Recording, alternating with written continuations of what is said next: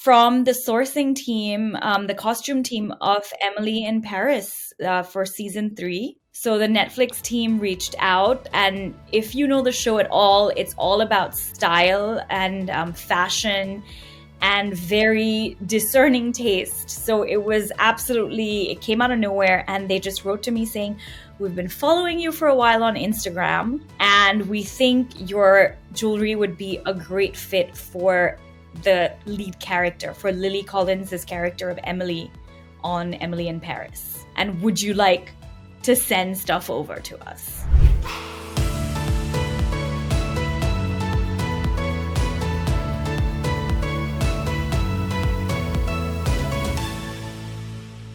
Hello, everyone. Welcome to another show here in Europreneur's podcast. My name is Neu, your host. As always, I have the pleasure of meeting some of the best entrepreneurs around Europe and discuss with them about their journey, their life, their experience, what they do in their business, and there's so much to learn. And today we have a special guest. Would you like to introduce yourself? Because I'm starting to get very excited about this.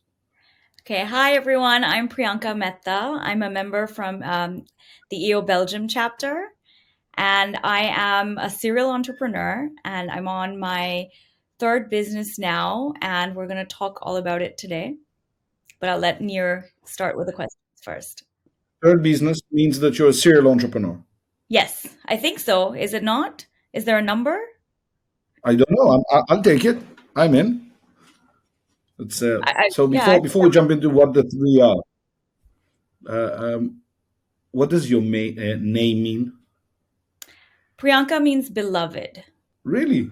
In which language? In I think Sanskrit would be the base, Priya. So Priya means to be loved, or the favorite. I really like that name. It's a very interesting and unique name. So I wanted to ask. Thank you for that.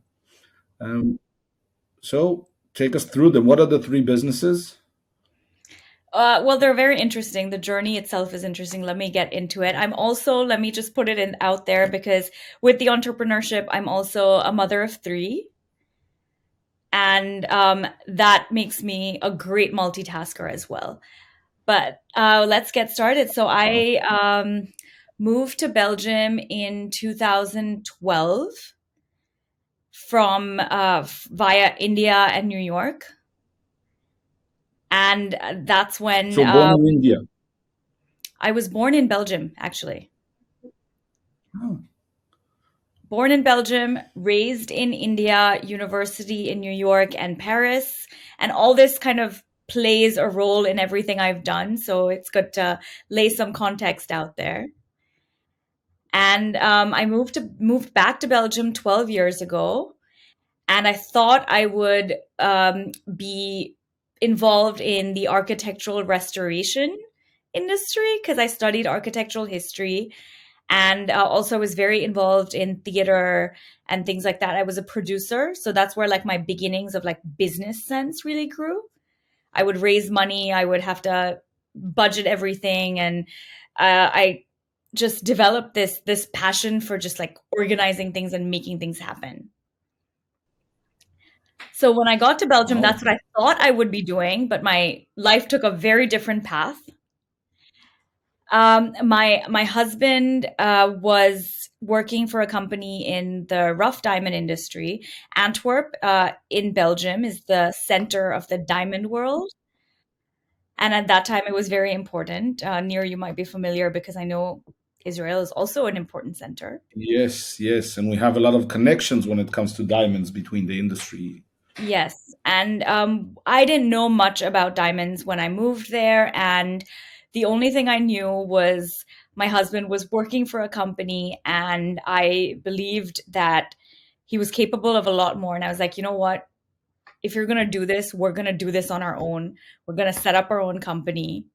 And that's how I would want it to be done. That's how it should be done. And his response to me was, I'm really happy where I am. I don't like paperwork. I don't like administration. I don't like systems. And that's when we made our deal 50-50. He takes care of the rough diamonds and the trading, and I do everything else. How is it running a business with your spouse? It's interesting. It's we kind of stayed out of each other's way. We have very different strengths and weaknesses. So really, he's a day-to-day trader. He's on the desk seeing clients all the time, and I'm more of an operations and systems person. So I was operations manager, as well as financial manager, IT guy, definitely IT guy. That came up a lot. I was HR. I set up everything, legal, accounting, you name it, anything that was not directly buying and selling diamonds on the table was my job. Wow. So what? And then you scale the business. We scale the business. We've grown. We just celebrated 10 years earlier this year. And for us, with our hard work and skill, luckily we have been very successful. But the only conundrum with that is the more involved I was. Now I have to give you a picture of the rough diamond industry. The rough diamond industry is 98% male. I know three female brokers, and the rest, usually the women I come across are administrative. They help administratively. They're very strong because you can't survive in the industry even in any role if you're soft. So I spent a lot of time, being called a secretary, or clients would come in, can you get this invoice signed by the boss? And then I would sign it, and they're like, no, that's not going to work for us.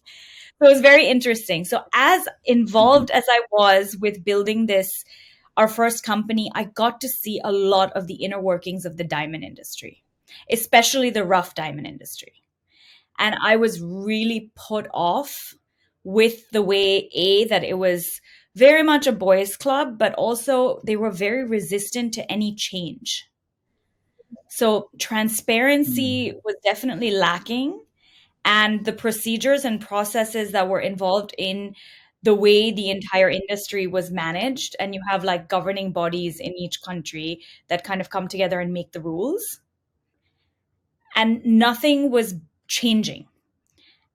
And it made me very unsettled.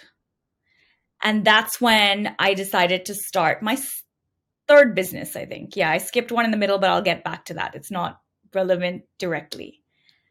So I started New Fine Jewelry in 2017. Actually, I was at a DTC conference, so a diamond trading company conference. So that's run by De Beers.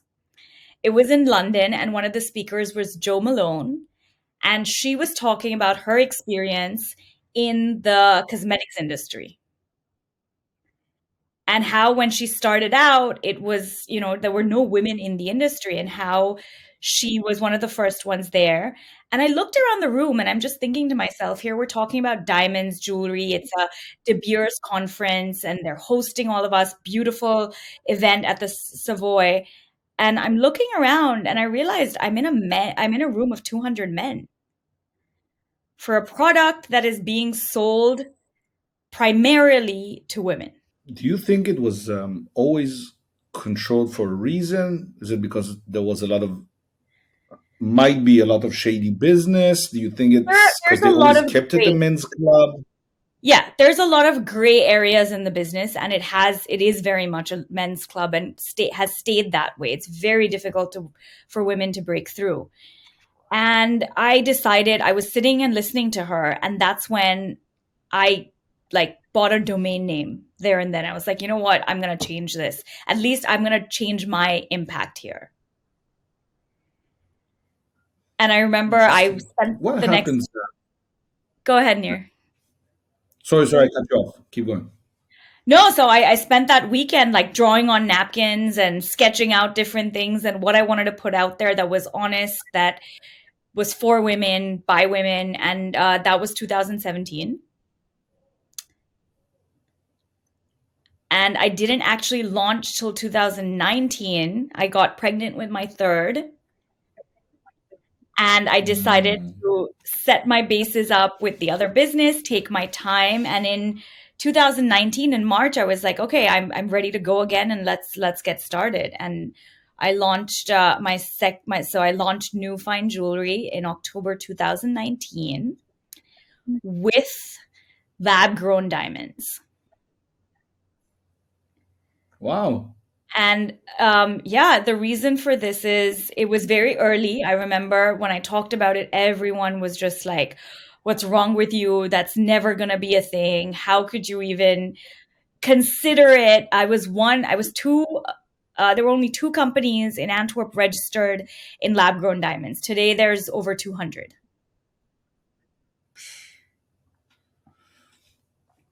I have my question is about women founders, especially in male oriented industries. I think it seems like it's so hard to like penetrate that shield of no, it's a men's club. And how was the beginning when you say no, this is what I'm going to do? The people who come in with the signature, how are the reactions? Because you didn't break and you kept going. What makes that tenacious decision to keep going? Well, I think I had a very good shield in the fact that I had my husband, I was working with him, and we had a very clear contract in the beginning between us, just a personal contract that we're 50-50. We build each other up. This is a partnership. We're building our lives together. And I think his respect and his acceptance of that really gave me the confidence to be like, I'm in this as much as he is. It's interesting. Here's a What can we do, in your opinion, today? One or two things that we can do to keep supporting women so we can change the percentage in certain industries. I think today I mainly work in the marketing industry and I meet women founders who are building amazing things. I'm meeting more and more tech women who are building amazing things, but they run the show. They don't. And what can we do to support that? Or what are things that maybe we can identify to help them go on that journey, in your opinion? I think trust has a lot to do with it. There are very capable women out there who are just not given the trust or the responsibility. And it it's very sad to see. And I think once you start that infrastructure of just trusting a woman and giving her that respect and bringing more in, they kind of build each other up as well. The formula is to start with one and then keep going, but you have to let them thrive. Yeah, I completely agree. I can share with you that an interesting fact when we started this podcast, and I've been involved in EO in Europe for a few years now, doing marketing and promoting and stuff. And we always had this struggle with getting more women into the community. And slowly it's starting to change. What was interesting is when we started the podcast and we said we're looking for guests, 95% of them were male. And when I decided I wanted to shift to like 60, maybe 55% women, male, sorry. And I knew I won't get to exactly 50 at the beginning. And what was interesting, I said, I'm looking for women with good businesses from interesting industries and stuff. And almost all the women that came were referred by someone, male or female. But most of them did not raise their hands. When we went on the interviews, I was like, why didn't you say that earlier? You have built an amazing business, 300 employees, 15 employees without raising money. They've been mind blowing things. And I told him, I feel so inspired. Why didn't we know about this? And that there's a tendency or a difference between sometimes male, even if they haven't done anything, that raise their hand, they say, I have a business, you know? Um, Yeah. I think unfortunately a lot of us suffer from this sense of imposter syndrome. Sometimes when I reflect, we sit in forum and we reflect and we look at our journeys, and I'm like, wow, it's amazing if I see my whole journey and how much I've done and how much I've achieved, but it's very difficult to give credit for that. And I think men are we raise them in a way that they're kind of have to be the breadwinners, or they're given there's a very good book I read, Brave Not Perfect, where we're teaching our men to be brave and our sons to be brave and like raise their hands. And we're telling our daughters, oh, you look pretty, you look perfect, you look beautiful, but really we want them to be equally brave in the real world. So it's something, I mean, I suffer from an imposter syndrome. I don't know. I know that I know in the very front of my head that my husband and I have built this 50-50. We have this successful business and now I'm on the next journey, but it's difficult when you don't get it from everywhere around you and you kind of question yourself. And I see that with a lot of women when you bring that up. Yeah. What was the first start of that new business? New when you what was the first product, the first sale? So the first start, I started, so I built this all up myself in 2019. I knew nothing about jewelry, but I just wanted to put something better out there. October 2019, it was a Shopify website. I started myself, just some basic designs. I don't have a background in jewelry design, and I just put it out there with 32 designs, not very complex.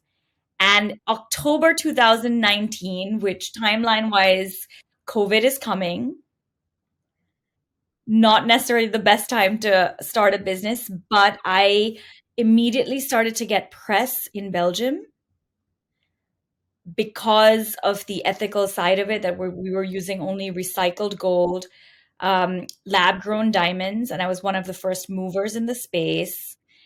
And the goldsmiths I work with are also all women, just because Hmm. they're very skilled but underused. Very interesting. Why did you make the decision to work with recycled gold and stuff like that? Because I saw the way the gray aspect of the diamond industry, of the natural diamond industry, and I knew here with lab grown diamonds and with gold, it's a very transparent process if you want it to be. We you can buy the gold directly certified, recycled from electrical components from a refinery, and the lab grown diamonds, you can trace the origins of it. It's only a 6-week process, so you can really have a very transparent product. And for me, that's what I wanted to put out, something better. How was it received in the industry? So you got press for the beliefs or what you put behind it. I started making sales in the beginning, but let me tell you how it's been received by the industry. So I had one of the first two companies that started this, and obviously everyone is skeptical. But the way the diamond industry works is if there's a margin to be made, everybody will jump on the bandwagon. So today in 2022, I will tell you that at least 60% of diamond companies have a lab grown diamond division now. So you went from the woman that no people don't want to talk to, they wanted to talk to the boss. You went to leading the industry with a new category. Yes, one of the first ones in the category. There are now a lot of everyone jumped on and they're just reproducing what they were doing in natural, in lab grown. Um, this is where I have problems, is that the ethics are very gray. Everyone is kind of, okay, if there's margin, forget everything we said about our loyalty to natural and let's just go. Hmm. Can you explain a little bit about what is lab grown? Because I assume most of us, I Okay. don't exactly know how it Yes. works. So this is in 2017 when I went to a trade fair. I'm a big gadget and tech person, so I follow all these things. So, lab grown diamonds are identical to natural diamonds. The only difference is the origin. One comes in from a lab and one comes from the ground. Now, the process to create a lab grown or CVD diamond is, I like to explain it by saying it's like 3D printing. So, you take a slice of a diamond, it can be natural, it can be lab grown, it doesn't matter. It's a diamond, and you put it in a vacuum chamber and you add high temperature and high pressures like the surface of the earth, and you release a carbon based gas. So, usually it's methane, and that breaks down and it just kind of 3D prints on that seed, and you're left with a little diamond cube, which doesn't look like much, Wow. but neither do rough diamonds. But cut and polished, they are 100% identical. They're both 100% carbon, and even someone who's been trained and working in the industry for half a century would not be able to tell the difference because there is no difference. So it's a diamond. It's a It's a diamond. It new just way of comes from making somewhere diamonds. else. Great analogy is ice from your freezer and ice from the Arctic. It's still ice. Yeah, difference in the pricing, I assume. Yeah. Difference in the pricing because it is, if you think about it, it is a tech product. Machinery gets better, technology gets better. We're getting whiter diamonds, we're getting larger lab grown diamonds. Wow. But for me, that's not why I got into it. It wasn't for price because the sizes I used, the prices for natural were the same as lab grown because it's a huge labor component for the smaller goods. Hmm. Would you define your business as a low tech or high tech? I define my business as a marriage of low tech and high tech. And I'll be more specific Uh, there. I use this innovative diamond, this new technology that produces the diamond, but I combine it with traditional goldsmithing techniques that we've inherited for centuries. hmm. So it's, yeah, the idea of taking something new, but really using the old traditions to make it shine. Interesting. So the jewelry industry today, how much of it is online? Because there's always this debate: would people buy expensive things like this online or not? And I assume they do. And how would you look at it, and what do you think about it? It's still not, it's still, I think I would say about 30% is online and more so in the US. Europe is a slower market. Asia is slowly coming around to it, but it is growing. And then specifically in lab grown, we were less than 1% 2 years ago, and now it's at 8%, and we're expecting it to get to 16% in the next 2 years. That's building a whole new market. Hmm. And they're not necessarily competing markets; they're complementary markets. That's how I like to look at them. I always assume that buying a ring, a necklace, or stuff. Maybe a necklace is easier, but buying rings or stuff like that, especially when it comes to diamonds, I always assume that's a personal thing. Like we see in the movies, they want to go to the shop, they want to pick together. It's going to be a surprise. Or and then buying online seems like it becomes a bit of a commodity. Maybe is that the right way to Don't say? think Blue Nile or James Allen will agree with you because they're doing fantastically selling online. It's been about 15 years. And there are people who don't have the time for it or don't want to make that decision. And what would be roughly the, the cheapest or the most expensive that you think the industry today, or where's the average, maybe is the right question in that market today of rings, golden rings with diamonds on them online? That'll be what, two, five, 10,000, 100,000? Oh, there's diamonds are so specific. It depends on the color, the quality, but the range for a 1 carat diamond ring will be around 25 to 35,000, 1.5 carats, about that size. And that is a more popular size. But there's a lot So of basically 20 to $50,000 could be a normal purchase for a ring like that 20 online. to 50 for an engagement ring is usually yeah, it's a normal range. You see 300,000 as well, and you can go for a smaller diamond for 5,000. No, the reason why I'm asking, there's not a lot of things you buy online today for 50,000. Hermes would disagree, but No, there no, are, in that industry, in the industry, yeah, but the luxury $50,000 industry, in some the kind luxury, of car. so the luxury industry, Hermes, Louis Vuitton, they're selling them. They're doing really well. They've been growing every year. So again, there are people who do put that kind of ticket on their credit cards. I feel that I have a much harder time convincing customers, so I really try to give them a touch and feel, so they can talk to me and book a virtual appointment, but they can also try on the jewelry virtually from my website. Mm, because you're trying to compensate for that's that, interesting. right? So yeah. But the journey, yeah, so that's how I started out and decided to go with lab grown diamonds and ethical jewelry. And what I realized, and remember, I have no jewelry background at this point. I have an architectural history degree. And I saw that people started coming to me for my designs, which I was Mm, absolutely blown away by. And it's amazing. the more and more I started going into it, I decided to enroll. I'm becoming a goldsmith as well on the side because it helps me design as well. And yeah, I just more and more customers wanted to get something, an engagement ring, like you're saying, engagement ring, but in my style.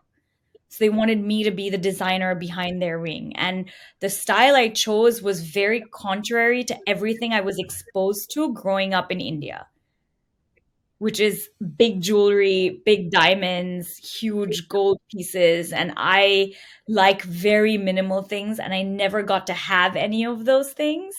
So I somehow subconsciously designed them for myself through this company. Wow, it's very interesting. It sounds like the intuitive way works for you. Am I correct? Yes, definitely. I would say the intuitive way and the tactile way. I like touch and feel and just kind of really going with the gut. How much do you think gut feeling has to do with doing business? Ah, that's a very difficult question, but I think it's important. I think it has. I don't know if it necessarily. It strikes a balance between business and also personal satisfaction because we can all keep doing business for the sake of business, but are we truly satisfied? I completely agree. I think I love teaching and I love writing. And for me, it was about combining all these elements into the business that helps me reach more people and teaching, that helps me write the books that will help them learn. And so I Hmm. like the way you structure everything and the way you look at it. So we discussed a little bit about that industry. We discussed a little bit about online and offline, which I think will be a game changer as we are all progressing and understanding that you can buy anything and it doesn't matter, as you said. Mm. Um, how do you market? So you start, you have a small shop on Shopify, then what happens? I have some press coming in Belgium. I set up some Facebook and Instagram ads. I did a crash course and a lot of Reels challenges on Instagram. And this is like my personal account. I post nothing. So I really had to get into it. You know, first year I would never come on screen. And then now I like have a whole setup, a selfie stick, a ring light. And I really went for it. But I found an amazing opportunity through it because it was through all those Instagram reels that I got an email in the beginning of June that really gave me a completely different sense of validation, which is what we're getting to now. Yeah, you want to share with the audience because I know a little bit. Yeah. I got an email in the beginning of June from the sourcing team, the costume team of Emily in Paris for season 3. So the Netflix team reached out, and if you know the show at all, it's all about style and fashion and very discerning taste. So it was absolutely, it came out of nowhere. And they just wrote to me saying, "We've been following you for a while on Instagram, and we think your jewelry would be a great fit for the lead character, for Lily Collins' character of Emily on Emily in Paris. And would you like to send stuff over to us?" Wow. You get the email, you read it, then what happens? How do you feel when you read an email like that? Because that's a I, game changer. I mean, I thought they were trying to get me. It was like they're gonna ask me to pay to like be on the show. It was kind of like a hook and like, can we reel you in? And I mean, it's still, I run a very bootstrapped company, so I'm not gonna be jumping on things. So we scheduled a call and we talked, and they're like, "Nope, We just want you to send stuff over, enter a contract, and when we're done shooting, we return everything to you. We just really like your designs. Do you now let's take that gut feeling when when they say that in the call. How do you keep calm? I mean, it was an amazing sense of like I don't think I processed it right away. I was in shock. I was like, You want me to send stuff over? Okay, I guess that's I think it's shock more than anything. I let it kind of sink in, and 2 weeks later I sent like 45 pieces to set. Wow. And then something more amazing happened was about 8 weeks into shooting, they get in touch with me and they're like, "We know you don't really do men's jewelry, but we need something specific for the show and we really want you to be the one who makes it." And again, this is because they're coming to me for my design. And that's not how I started out on my journey. And I ended up making a custom piece for the show for one of the lead characters who loved it so much. He's been wearing it all over the world on every TV show, interview, cover of magazines all over the world. And it's been absolutely amazing. Are you selling that a replica of that or Yeah, so I actually talked to him. It's Lucas Bravo. And I talked to him and I said, Lucas, what should we, he messaged me right away saying, thank you so much for this, for your craft. That's the words he used. And it was really, really gave me a sense of validation there. And I reached out to him and I was like, what should we name this? Because it wasn't part of my collection. But obviously people are interested, and he came up with a name for it, and it's called the Gabrielle ring, because Gabrielle is Emily's love interest in the show, and we created it for Gabrielle. so will you go into men's jewelry in the next collection, or is this going to be a No, so I did launch. I have male clients. I just haven't really put it out there, and now I did a little mini collection of all the men's rings that I have made over the years. And they're actually named, someone came to me and they were like, what are they named after? And I said, they're actually named after the clients that made me make them for it. So it's like Fred, wow? George, Gabriel, David. I love the concept. It's very simple, but yeah. And then since 3 weeks, I think from the 30th of November, which was my birthday, Netflix decided to put the first trailer out. And that's the first glimpse I got of Lily Collins wearing my jewelry. And I'm now starting to process the fact that 60 million people all over the world are going to be watching this show. Not to mention the hundreds and thousands of press articles, blogs, Instagram things that are going to be posted about it. So it's great. And I hope it really puts New on the map and shows what we're working towards, which is really making conscious design. Is there a marketing plan behind it? If I'm allowed to ask, you don't have to answer. I mean, the marketing plan is you do what you can do with it. So it means I'm writing a lot of press emails. I'm reaching out to a lot of the different stylists and accounts, but it's still very bootstrapped. And we're going to be rolling out. We did a special photo shoot with the pieces that are going to be on the show with a Paris theme, and we're doing a little event to celebrate the launch. Yeah, interesting. I can share with you. I'm not sure if it's helpful in any way. A few years ago was I invited an EO member from the US to give a talk about virtual assistants, and today he has one of the biggest businesses, and they provide for over 500 families, I think, in the Philippines by giving them work, and they've built something very interesting. And I remember I couldn't attend the call. I had the meeting in the office.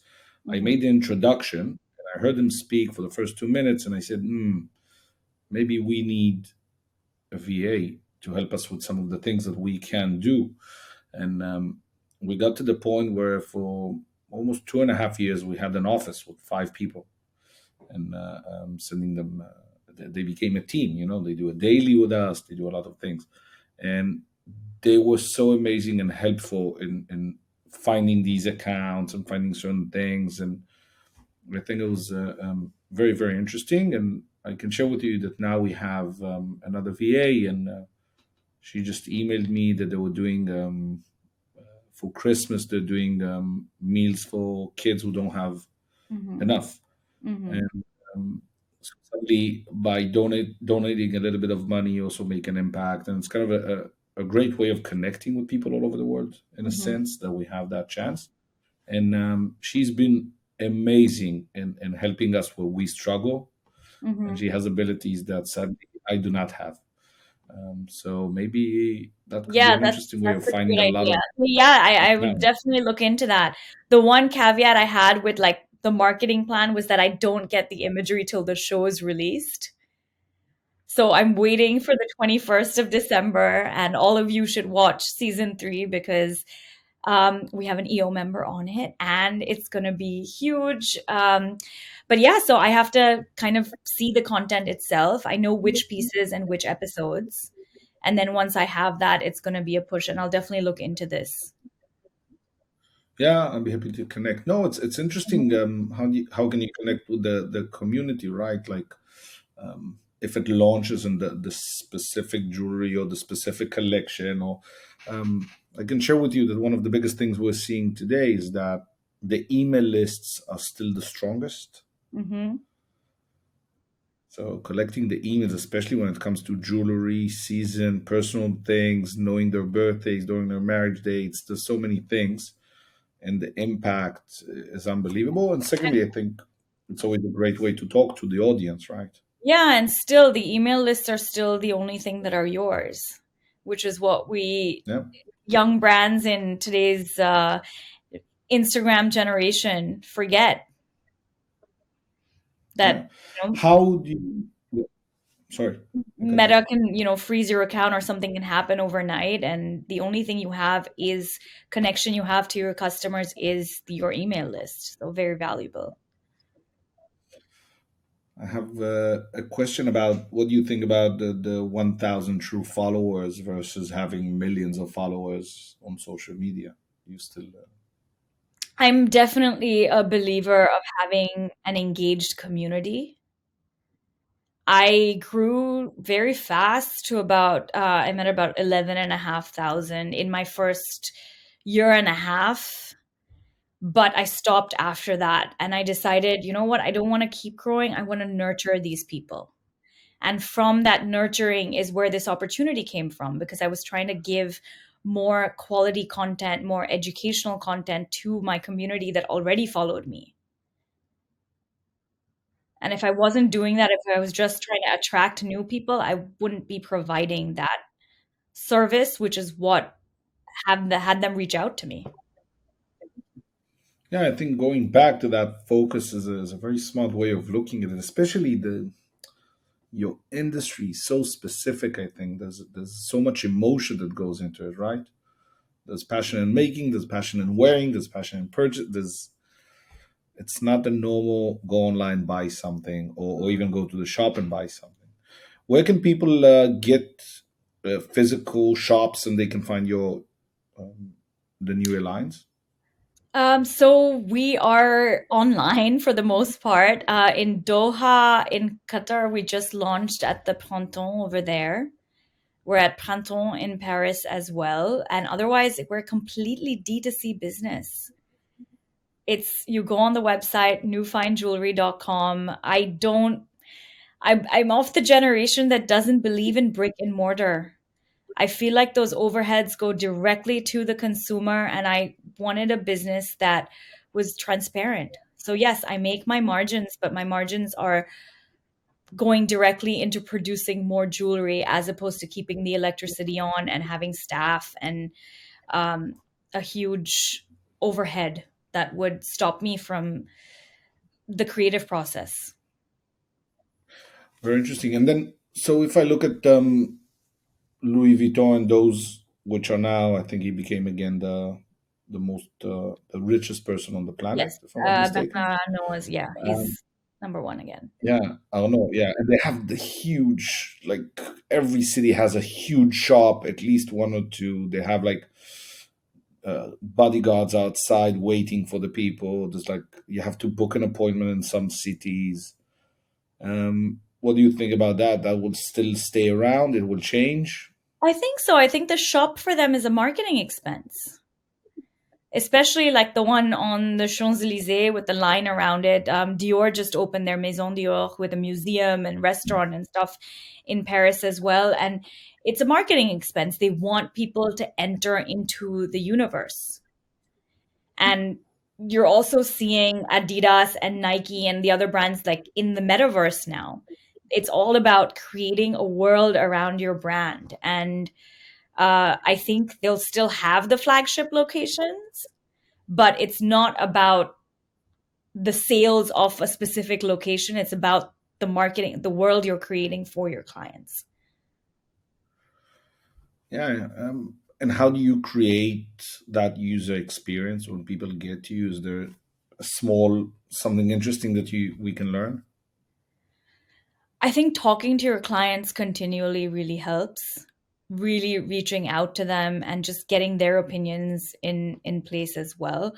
What they love, what they don't love. And I like to touch base with my clients. So really I'm the one responding to a lot of them. I have a team that does part of the, they'll ship out the pieces and they'll run around to the goldsmiths and back.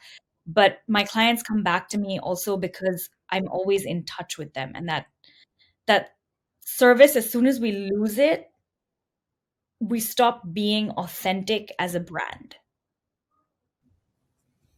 I tend to agree. It's very interesting. And do you think? I think the customer journey has become more and more important because people talk a lot about the brand and they end up with this logo, which is nice or not nice. That's Mhm. subjective. And they say we do marketing, so they throw more money into social media, and something could happen at any moment. But the customer journey is becoming. I think that will be again the thing in the next couple of years. But that's the key, right? The customer journey, even for me and my business, the customer journey starts with a small ring of 300-400 euros, but then they come back to me in a year for their engagement rings of 3 to 5,000 euros. It's nurturing the audience and giving them that trust and knowing that you're putting a quality product, your ethics are in place, and that they stay with you through their milestones. And that I think is key in any luxury based product because you want them to keep coming back. I completely agree. Priyanka, as we're about to close this, first of all, I want to say thank you. This has been huge fun, and I feel I'm now very excited for you for the Emily in Paris. And I think that's one of the you can't get a much bigger acknowledgement. I think on a global level, which I, I think I I is think amazing. today, yeah, in today's generation, it's the sex and the city of our times in terms of fashion, style, and choices. So yes, I'm really happy that I have embraced the journey and just gone into the design of it, and I'm putting something very authentic out there. And I will continue to build things in the diamond industry, I'm sure. But I think following your passions also has amazing results. And I'm excited for all of you to see my designs on the show as well. To the younger aspiring entrepreneurs and students, except for passion, what else would you leave them with when they hear this episode? Yeah, you have to get down to it and you have to work hard. You have to, I don't think there's two ways about it.